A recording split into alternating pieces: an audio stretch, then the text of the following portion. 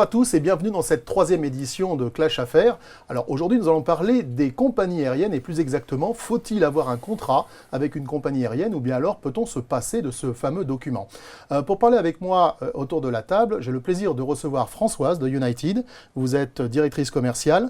Également Antoine ARDH Consulting.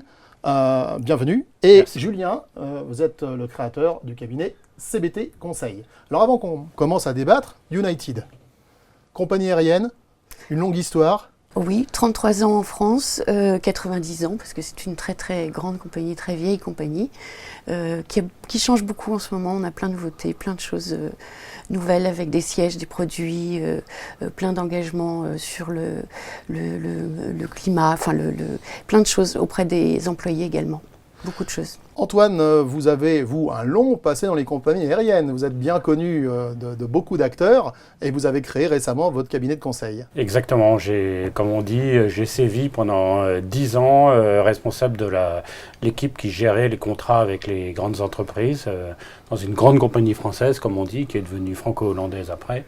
Et j'utilise maintenant cette expérience pour conseiller tous les clients qui le souhaitent. Spécialiste du corporate, donc, et parfaitement, bien sûr, adapté pour parler des fameux contrats ou pas. Et Julien, bien sûr, vous conseillez les entreprises justement dans la meilleure approche possible achat.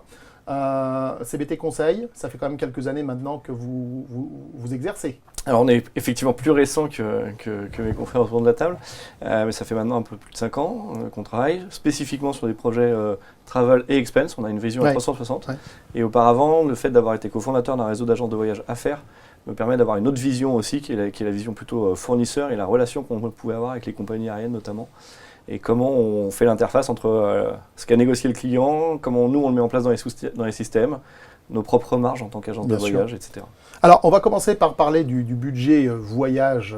On a eu l'occasion de voir que le voyage d'affaires, c'était entre 30,4 milliards et 40 milliards, tout dépend de ce qu'on met dans le panier, on va dire. Hein. Aujourd'hui, Julien, je vais commencer par vous. Beaucoup de décideurs s'acharnent sur le contrôle du marché de l'aérien. Est-ce que ce n'est pas un peu l'arbre qui cache la forêt, quelque part ?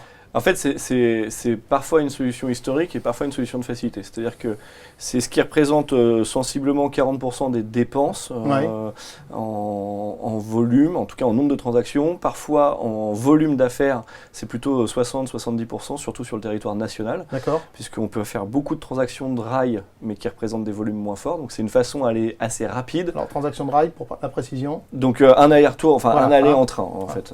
Transaction rail, c'est un aller en train. Et donc, se focaliser sur la partie aérienne, c'est ce qui permet d'attaquer la plus grosse masse. C'est ce qui est bien maîtrisé par beaucoup d'acheteurs parce que c'est plus historique. Mais c'est vrai qu'à côté de ça, nous on le voit bien, on travaille sur travel et expense. Et il y a quand même une grosse partie de la dépense qui se fait ailleurs et qui n'est pas toujours utilisée. Bien sûr. Et donc, Françoise, pourquoi les compagnies veulent avoir un contrat avec toutes les sociétés clients ? Parce que c'est notre client d'abord, d'emblée, parce que c'est le voyageur et on a besoin de connaître les besoins pour adapter notre offre. Enfin, ça paraît évident. Après, c'est l'expertise de l'agence et on remet entre les mains de l'agence, enfin de la TMC, les éléments pour mettre en œuvre cet accord. Bien sûr. Mais oui, on a besoin d'avoir une question de visibilité, de partenariat. Bien sûr, de partenariat, bien sûr. À discussion. Oui, bien sûr. Antoine, le contrat corporate, alors vous, avec l'expertise corporate que vous avez, c'est utile ou pas, honnêtement ? Alors, en fait, je vais répondre avec des nuances, c'est-à-dire qu'il faut analyser un peu son budget voyage avec une grille de lecture et dire, est-ce que je voyage en long courrier ou sur des vols de moins de 3-4 heures ? Est-ce que j'ai une politique voyage déjà bien définie et précise qui me permet d'implémenter ce contrat ou pas ? Et quelle est ma politique voyage en termes de classe de voyage ? Est-ce que c'est tout éco ? Est-ce que j'accepte la première éco ? Ou voire même la business ? Et en fonction de ces réponses, c'est évident que je vais dire à une entreprise qui a énormément de voyages, par exemple, sur l'Afrique, où on est face un peu à des monopoles sur certaines routes, par rapport à celui qui va uniquement voyager sur Rome, Barcelone, New York et Londres, Il y en a un cas, je veux dire, il est urgent de signer un contrat corporate quand vous voyagez sur l'Afrique ou sur des destinations quand même assez chères dans les prix publics. En revanche, là où il y a une offre multiple, des low cost, etc., vous pouvez plus vous poser la question et commencer déjà à tester des solutions online qui vous permettent d'optimiser votre budget sans avoir à signer le contrat au début en tout cas. Julien, ça vous le constatez, cette maturité dans l'approche ou... Alors on le constate, nous on va ajouter aussi un élément qui est de dire il y a l'analyse de l'existant, donc la politique voyage et les routes, et aussi il y a les comportements réels des utilisateurs, des voyageurs, puisqu'on constate que dans certains groupes il va y avoir une politique voyage assez bien définie, assez précise, et puis derrière des habitudes de consommation un peu différentes. Un exemple typique, c'est est-ce qu'on accepte ou pas qu'un voyage, qu'une transaction aérienne, un billet d'avion, soit passé en note de frais ou doit être systématiquement réservé par l'agence de voyage. Parce que ça, clairement, ça va créer aussi un vrai biais dans la relation qu'il pourrait y avoir avec et l'agence et la compagnie aérienne. C'est toujours ce fameux combat best buy, best practice, et prix affiché au travers de la TMC ou au travers d'un accord direct d'ailleurs. Enfin, je ne sais pas ce que vous en pensez. Mais il y a toujours ce combat-là, mais il y a aussi la fausse vérité que certains voyageurs pensent connaître. C'est-à-dire qu'ils pensent que c'est toujours moins cher d'aller acheter ailleurs. Et ça, c'est parfois vrai, mais ça se travaille. Donc avec les compagnies aériennes, avec sa TMC, la façon dont c'est implémenté dans les systèmes, ça c'est la première raison souvent. Bien sûr. Mais aussi parce que quand on fait des audits, nous on fait régulièrement des audits de frais ou de contrats, et on s'aperçoit que les comparaisons sont complètement inégales. Donc il y a de la pédagogie à faire. Et ce qui est vrai en revanche, et ça je pense qu'il faut que les acheteurs en prennent conscience, c'est que de plus en plus les voyageurs, qui sont je dirais des nouvelles générations qui arrivent en plus, ils veulent avoir le même type d'expérience quand ils font leur voyage d'affaires que quand ils préparent leur voyage loisir. Parce que sinon, comme tu le dis, il y a vraiment une opposition et ils se disent, mais attendez, là on m'arnaque, là dans un cas, je passe par une agence, on me donne un prix, c'est hallucinant parce qu'il y a le prix facial et le prix réel. Et dans l'autre cas, j'ai des moteurs de recherche, je trouve la petite astuce, etc. Et je pense que pour bien faire accepter une politique voyage, il faut développer des outils qui donnent cette même impression aux voyageurs. Parce que sinon, vous avez les gens qui râlent en permanence en disant on est schizophrénique, j'optimise à fond mes voyages perso. Ce qui est vrai ou pas vrai d'ailleurs, mais et le corpo, alors là je fais confiance à l'ancienne et ça marche pas. À terme ça crée des problèmes dans l'entreprise. Françoise, vous le voyez ça parce qu'en plus vous êtes je dirais à cheval entre le loisir et l'affaire. Oui. Tout à fait. Mais plus maintenant, aucun voyageur n'a d'assistant, donc chacun se débrouille. Donc effectivement, quand on cherche son voyage d'affaires, comme on cherche, ou en tout cas on va jeter un œil.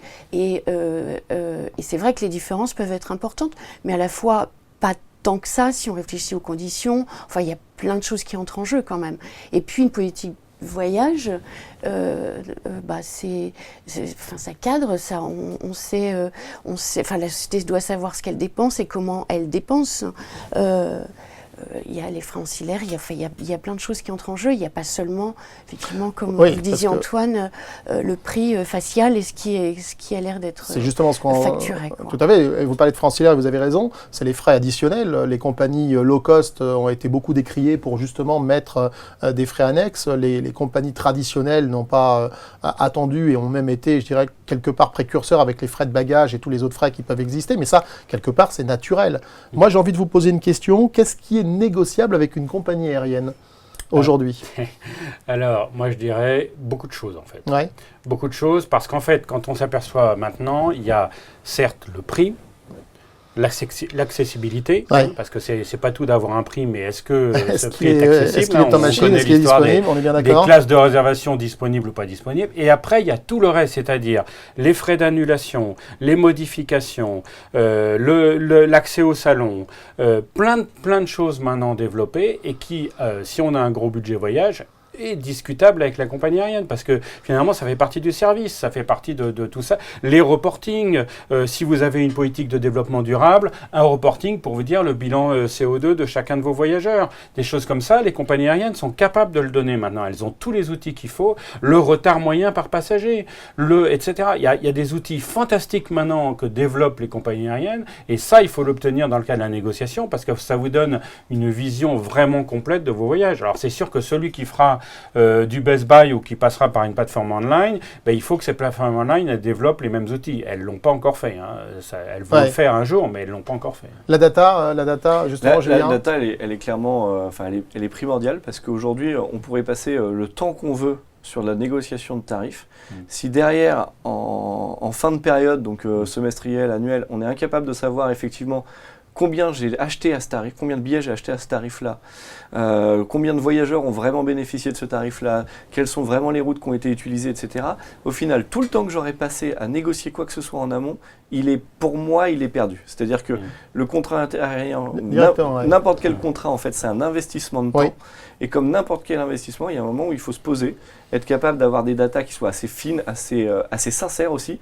C'est là où on voit des fois des discussions entre l'agence de voyage qui va annoncer un certain volume et la compagnie aérienne qui en annonce un autre. Oui, c'est ce que je vais vous poser comme question. Souvent, on voit ça. Et bien ça, à la limite, encore une fois, c'est pas grave. On choisit la source avec laquelle on veut travailler. C'est-à-dire qu'on se met d'accord avec son agence de voyage, on se met d'accord avec sa compagnie aérienne sur laquelle on a un contrat. On sait que pour tel et tel item, on va préférer prendre une source et identifier telle ou telle source, et on roule là-dessus. Et on arrête de travailler sur pourquoi vous ne me donnez pas exactement le même chiffre. Une fois qu'on en a compris le concept principal qui est d'un côté il y a du billet acheté, de l'autre côté il y a du billet volé, on a compris ça changera globalement pas la face du monde, mais au moins on s'assure qu'on a un vrai calcul de ROI, de retour sur investissement. J'investis combien de temps à négocier un contrat? Est-ce que c'est du temps que j'ai fait perdre à la compagnie aérienne et à mes acheteurs parce qu'il n'est jamais utilisé, parce qu'il finalement il ne correspond pas aux besoins de l'entreprise, ou à contrario, c'était vraiment utile et il faut pas s'en passer. Et Françoise, je vous réagir. Julien, une petite chose, les datas des compagnies, ça s'est quand même beaucoup amélioré. Et on arrive peu près, voilà. Et on sait parler de voler, on sait parler d'acheter. Mais aujourd'hui, justement, un contrat corpo, c'est pas qu'un prix. Aujourd'hui, vous avez tout cet accompagnement. Bien sûr, il y a un support voyageur en cas d'irrégularité, par exemple.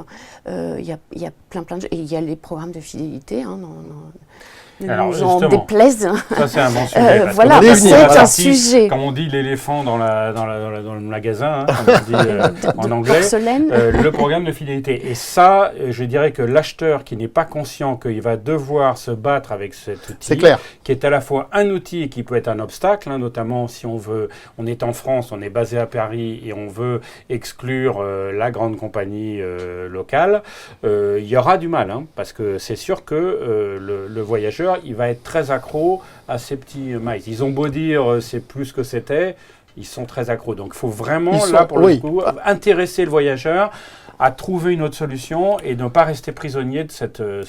Je vais dire par l'expérience coût total, moi ce que je vois, c'est qu'effectivement les programmes de miles, comme on vient de les mentionner, apportent des avantages qui ne sont pas forcément des avantages de voyage, mais surtout des avantages dans le traitement du passager, avec des accès salons, avec l'embarquement prioritaire. Enfin, je veux dire, moi c'est ce qui m'intéresse. Voyager en tant que voyageur d'affaires, si je peux éviter de prendre l'avion, quelque part je suis heureux. Par contre, d'avoir un traitement prioritaire, je vais avoir tendance plutôt à le privilégier.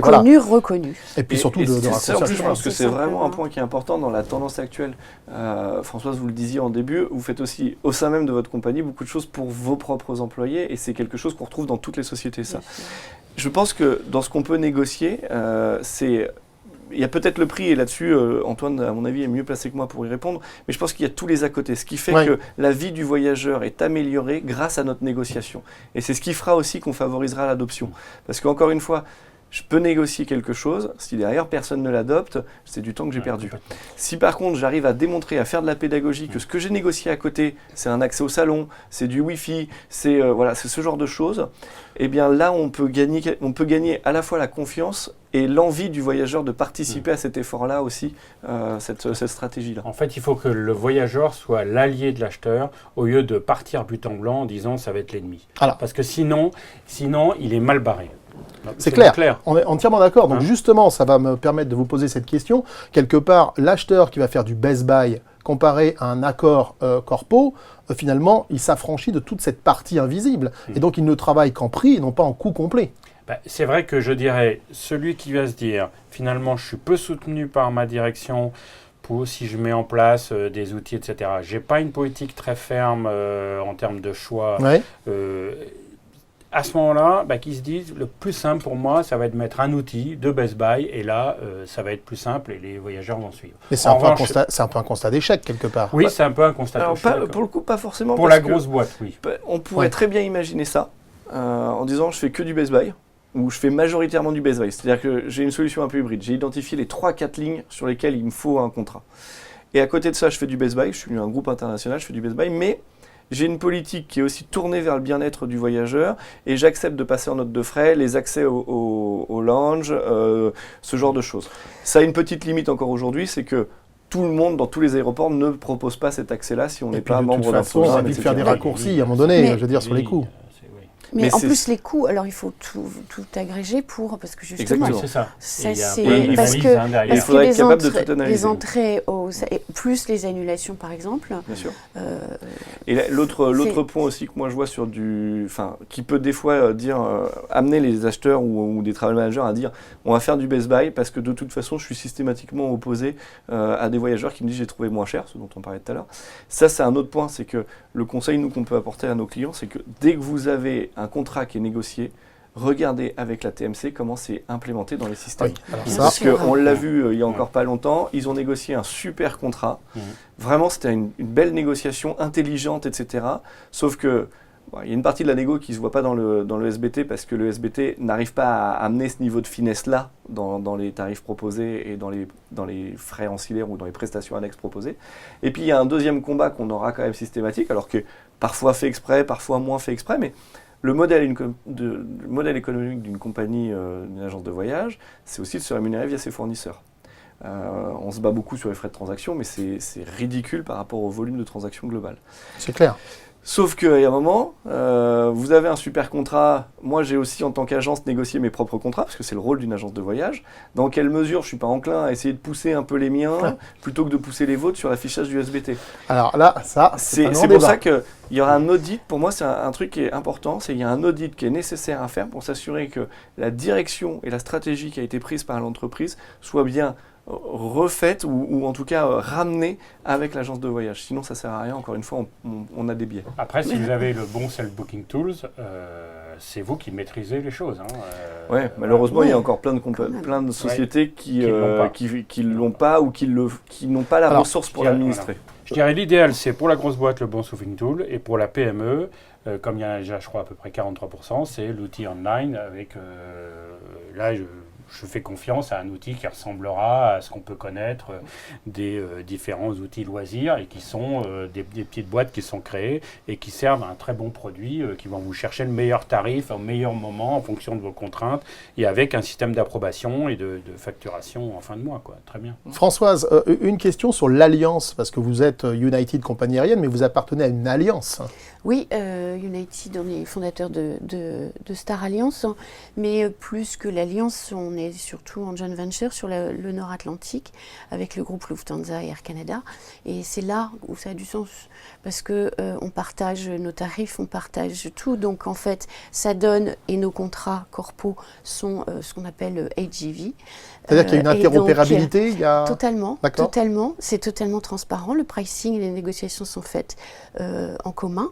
On a exactement la même approche et ce qu'on appelle c'est metal neutral.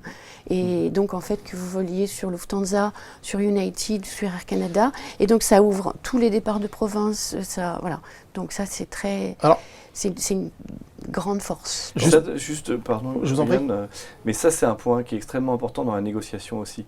Souvent, on va avoir tendance à se focaliser sur quelques grandes villes et les départs de province, c'est des préacheminements qui peuvent coûter au final très cher. Et quand c'est bien négocié, ça peut être une manne d'économie hyper intéressante et qui améliore la vie du voyageur. Moi, Antoine, j'ai envie de vous poser cette question-là parce que là, on parle quand même de joint venture, on parle d'accords commerciaux, on parle de Francia. C'est pas complexe à négocier tout ça. Faut pas être justement accompagné pour mener à bien. Ça peut paraître facile de négocier avec une compagnie aérienne, mais quand on regarde, suite à ce qu'on vient de dire, il y a quand même beaucoup de stratégie derrière. Moi, je dirais qu'à partir du moment où votre structure de voyage est quand même assez complexe, vous avez des départs de province, vous avez de multiples destinations à l'étranger, vous avez une politique voyage quand même un peu compliquée, c'est mieux de se faire conseiller, franchement.